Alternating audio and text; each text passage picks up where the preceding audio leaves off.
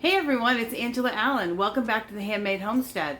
Well, it's day 13 of the Every Bit Counts Challenge, put on every year by Three Rivers Homestead for the month of August. And we are steaming along. We've got a lot done, but we're not quite halfway through the month and we've got plenty more to go.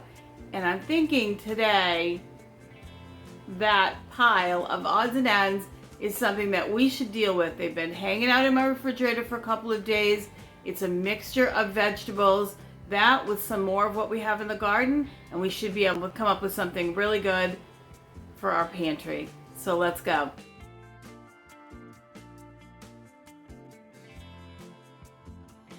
Let's talk about odds and ends in the garden.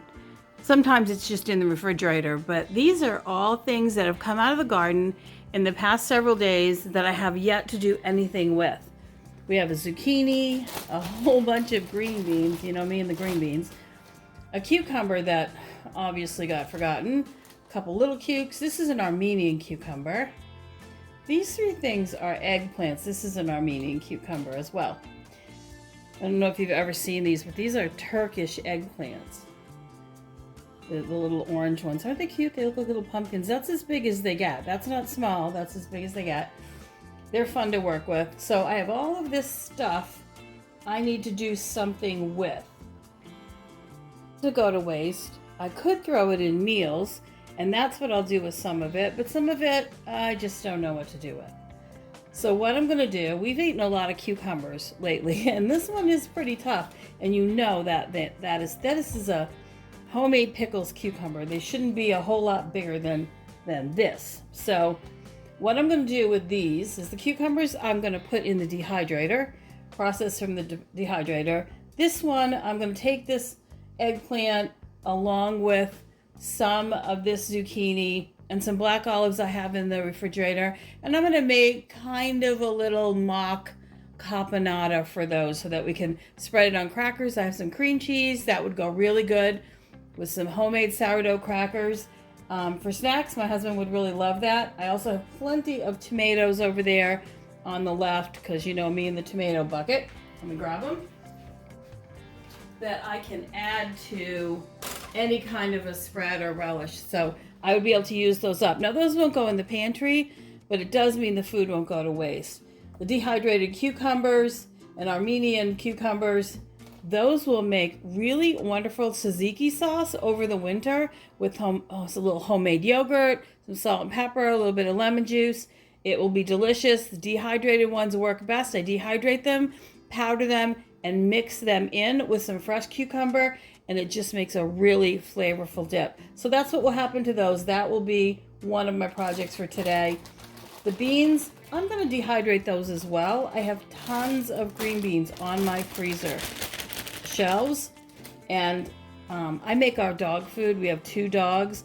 I make most of their, not all of their dog food. They do eat some commercial dog food just to make sure that I don't miss any of the nutrients, but I do feed our smallest dog with kidney issues, homemade, 100% homemade dog food. And my big dog, he's a 160-pound bull mastiff. He needs all the extra protein and extra calorie he gets from a super high quality kibble, but he also gets about 50% homemade dog food. Both dogs are doing great. Our veterinarian thinks they're pretty amazing. And so yeah, I'm going to chop these up and dehydrate them so I can use them when I make their dog food. So those won't go to waste either. So that's what I'm going to do for my day 13 pantry shelf challenge. I'm going to do dehydrated green beans, dehydrated cucumbers. The rest of the stuff I will just use. I may dehydrate some of those tomatoes as well.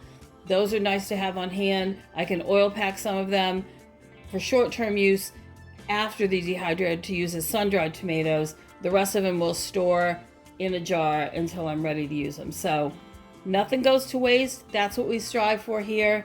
Let's get going.